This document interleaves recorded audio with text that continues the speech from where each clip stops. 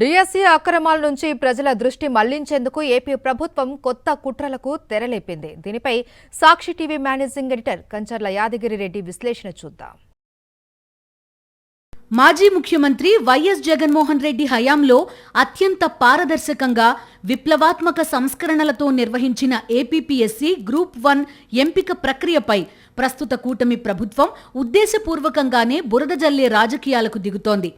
DSC leakage వ్యవహారంలో చుట్టుముట్టిన ఘోరమైన అక్రమాలు, ప్రశ్నపత్రాల వ్యాపారం, ప్రజాక్షేత్రంలో వెల్లువెత్తుతున్న తీవ్రస్థాయి విమర్శల నుంచి ప్రజల దృష్టిని పక్కదోవ పట్టించడమే లక్ష్యంగా వైఎస్ జగన్ పాలనలో భర్తీ అయిన ఈ నియామకాలపై ప్రభుత్వం కక్షపూరిత తప్పుడు ప్రచారాలకు తెరలేపింది. సత్యం నిప్పులాంటిది.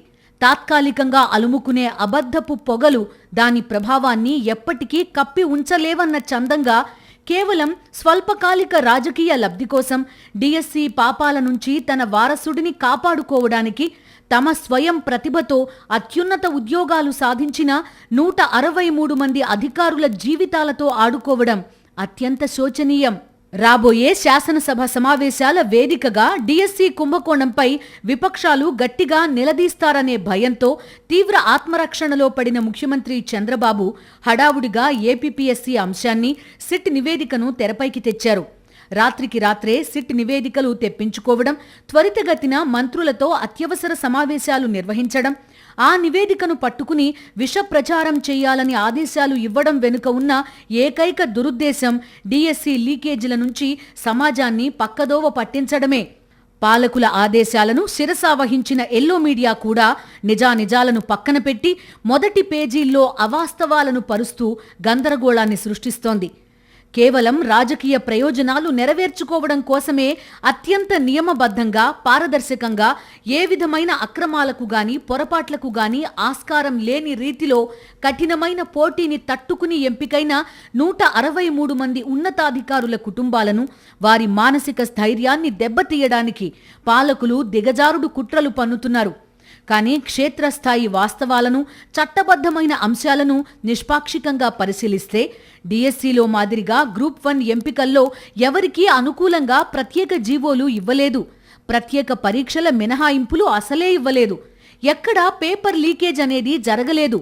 డిఎస్సి అక్రమాల్లో కనబడినట్టుగా అవుట్సోర్సింగ్ ఉద్యోగులకు ప్రథమ ర్యాంకులు రావడం, ఉద్యోగాలు అమ్ముకున్నట్టు లేదా లంచాలు తీసుకున్నట్టు ఎలాంటి ఆడియో, వీడియో ఆధారాలు లభించకపోవడం జగన్ హయాంలో జరిగిన నియామకాల ప్రామాణికతకు, పారదర్శకతకు నిలువెత్తు సాక్ష్యంగా నిలుస్తోంది. అసలు ప్రభుత్వం అధికారంలోకి వచ్చిన తొలి ఏడాదిలోనే అంటే 2025 ఏప్రిల్ 22న విజయవాడలోని సూర్యారావుపేట పోలీస్ స్టేషన్లో ఒక కంప్లైంట్ ఇప్పించి విచారణ పేరుతో ఒక సిట్ని ఏర్పాటు చేశారు. అయితే ఆ సిట్ ఏం తేల్చిందో, ఎలాంటి విచారణ చేసిందో ఎవరికీ స్పష్టత లేదు.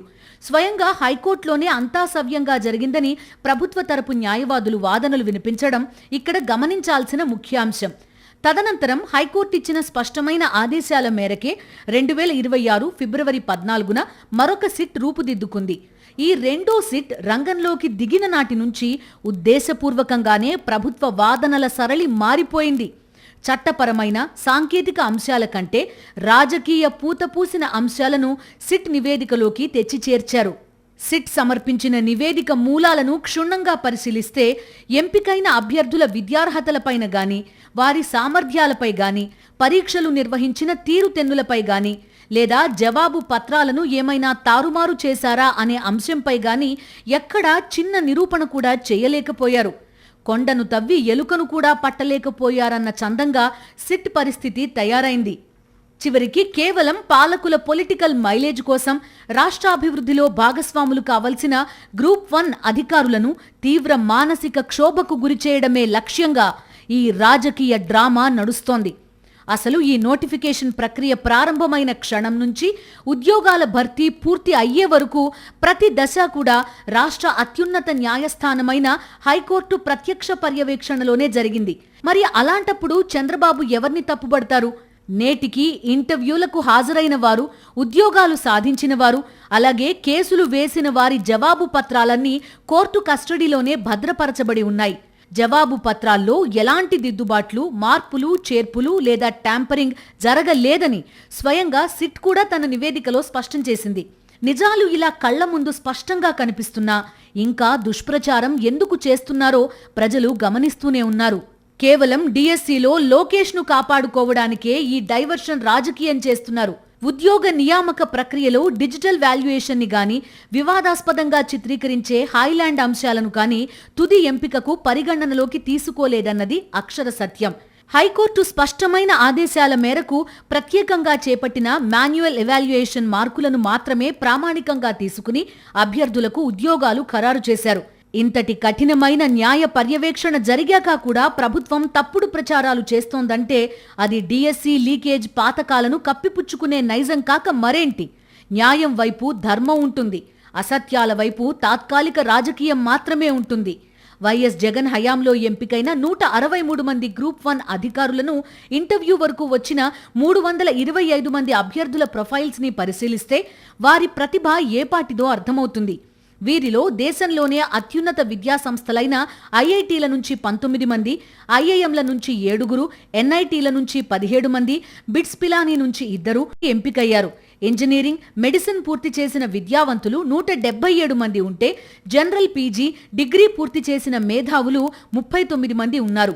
వీరిలో 39 మంది కేంద్ర యూపీఎస్సీ సివిల్ సర్వీసెస్ ఇంటర్వ్యూల స్థాయి వరకు వెళ్లినవారు కాగా, ఇక్కడ గ్రూప్ 1 ఉద్యోగాల్లో చేరిన తర్వాత కూడా మళ్లీ పోటీపడి ఐఏఎస్, ఐపీఎస్, ఐఎఫ్ఎస్, ఐఆర్ఎస్ వంటి కేంద్ర సర్వీసులకు ఎంపికైన వారు 16 మంది ఉన్నారు. విశేషమేంటంటే వీరిలో 2 అభ్యర్థులకు కేంద్ర సర్వీసుల్లో ఇతర రాష్ట్రాల క్యాడర్లు వచ్చినప్పటికీ తమ సొంత రాష్ట్రానికే సేవ చేయాలనే నిశ్చయంతో ఆ సివిల్ సర్వీస్ పోస్టులను సైతం వదులుకుని ఇక్కడే గ్రూప్ 1 అధికారులుగా కొనసాగుతున్నారు. అంతేకాకుండా ఇదే నోటిఫికేషన్లో ఉద్యోగం సాధించిన కొందరు అభ్యర్థులు తదుపరి ఏపీపీఎస్సీ నిర్వహించిన మరొక నోటిఫికేషన్లో కూడా మళ్లీ పరీక్ష రాసి తమ ప్రతిభతో డిప్యూటీ కలెక్టర్లుగా ఎంపికయ్యారు. ఈ వాస్తవాలు చాలవా? వైఎస్ జగన్ ప్రభుత్వంలో ఏపీపీఎస్సీ నిర్వహించిన పరీక్షలు ఎంత పారదర్శకంగా, ఎంత సమర్థవంతంగా కేవలం మెరిట్ ప్రాతిపదికన మాత్రమే జరిగాయనడానికి ఇంతకన్నా బలమైన నిదర్శనం ఏముంటుంది? ఇంటర్వ్యూకి హాజరైన 325 మందిలో 34 మంది కేంద్ర ప్రభుత్వ సంస్థల్లో, 103 మంది రాష్ట్ర ప్రభుత్వ సంస్థల్లో, 101 మంది ఇతర బాధ్యతాయుత ఉద్యోగాల్లో సేవలందించిన అనుభవజ్ఞులు. ఐటీ నిపుణులుగా, బ్యాంకింగ్ రంగ ఉద్యోగులుగా, వైద్యులుగా ఉన్నతోద్యోగాలు చేసిన మేధావులే ఈ పరీక్షల్లో నెగ్గారు. విచిత్రం ఏంటంటే ఇదే రిక్రూట్మెంట్లో అత్యుత్తమ ప్రతిభతో ఎంపికైన ఒక అధికారిని ప్రస్తుత ముఖ్యమంత్రి చంద్రబాబు తన సొంత నియోజకవర్గమైన కుప్పం ఆర్డీఓగా నియమించుకున్నారు. కోర్టు సూచనల మేరకు ఈ 163 మంది అధికారులను నాన్ ఫోకల్ పోస్టుల్లో వేయాలని ఆదేశాలు ఉన్నప్పటికీ అదే ఆర్డీఓను కుప్పం అర్బన్ డెవలప్మెంట్ అథారిటీ బాధ్యతల్లో కూడా నియమించారు. అంటే చంద్రబాబుకు తమ రాజకీయ అవసరాల కోసం ఉపయోగపడితే ఒక న్యాయం, ఇతరులపై రాజకీయ బురద జల్లడానికి మరొక న్యాయమా? నోటికొచ్చింది మాట్లాడడం, అవసరాన్ని బట్టి రంగులు మార్చడం ఆయన నైజంగా మారింది. నిజానికి ఏపీపీఎస్సీ నియామకాల్లో విప్లవాత్మకమైన సంస్కరణలను, పారదర్శకతను తీసుకొచ్చింది వైఎస్ జగన్మోహన్ రెడ్డి ప్రభుత్వమే. పరీక్షా కేంద్రాల్లో డూప్లికేట్ అభ్యర్థులు పరీక్ష రాయకుండా నిరోధించడానికి ఫేషియల్ రికగ్నిషన్, వేలిముద్రల సేకరణ, ప్రతి పరీక్ష హాల్లోనూ, వాల్యుయేషన్ కేంద్రంలోనూ నిరంతర సీసీ కెమెరాల పర్యవేక్షణ ఏర్పాటు చేశారు. గతంలో ఏ ప్రభుత్వంలోనూ లేని విధంగా పారదర్శకతకు ప్రాముఖ్యతనిచ్చారు. ఏపీపీఎస్సీ అవలంబించిన ఈ కఠినమైన సాంకేతిక పద్ధతులను చూసే ఆ తర్వాత కేంద్ర యూపీఎస్సీ కూడా తమ సివిల్ సర్వీసెస్ పరీక్షల్లో ఈ ఫేషియల్ రికగ్నిషన్ పద్ధతులను అమలు చేయడం ప్రారంభించింది. మంచి మార్గాన్ని అనుసరించడం మేధావుల లక్షణం అన్నట్టుగా కేంద్రం కూడా వైఎస్ జగన్ ప్రభుత్వం తెచ్చిన విధానాలను ఆమోదించింది. ఈ కేసులో సిట్ వ్యవహరించిన శైలిని గమనిస్తే మరో ఆశ్చర్యకరమైన విషయం బయటపడుతుంది. ఈ రెండో సిట్లో సభ్యుడిగా ఉన్న సీనియర్ ఐపీఎస్ అధికారి రవిశంకర్ అయ్యన్నార్ ఏపీపీఎస్సీ ఇంటర్వ్యూ బోర్డులో స్వయంగా సభ్యుడిగా ఉన్నారు. ఆయన తదుపరి నోటిఫికేషన్లో అభ్యర్థులను ఇంటర్వ్యూలు కూడా చేశారు.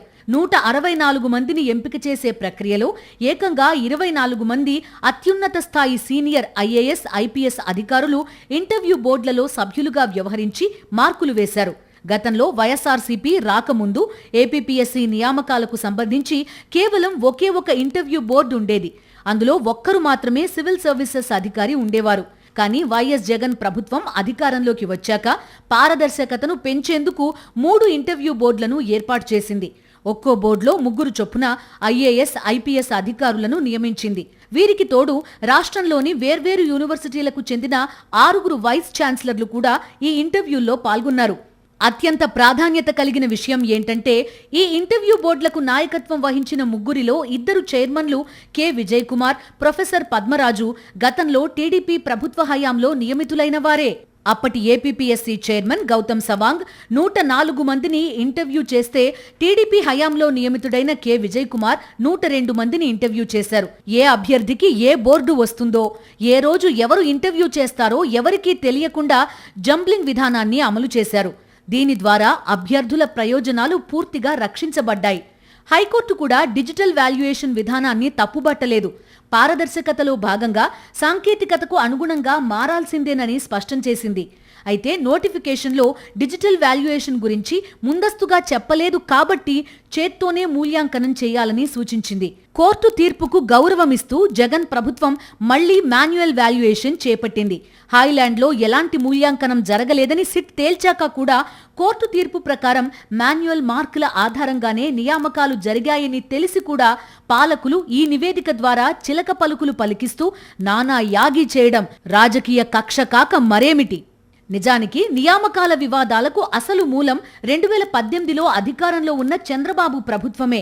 2018 డిసెంబర్ 31న విడుదల చేసిన గ్రూప్ 1 నోటిఫికేషన్ ప్రిలిమ్స్ పరీక్షలో ఏకంగా 62 ప్రశ్నల్లో తప్పులు దొర్లడంతో అభ్యర్థులు హైకోర్టుని, సుప్రీంకోర్టుని ఆశ్రయించారు.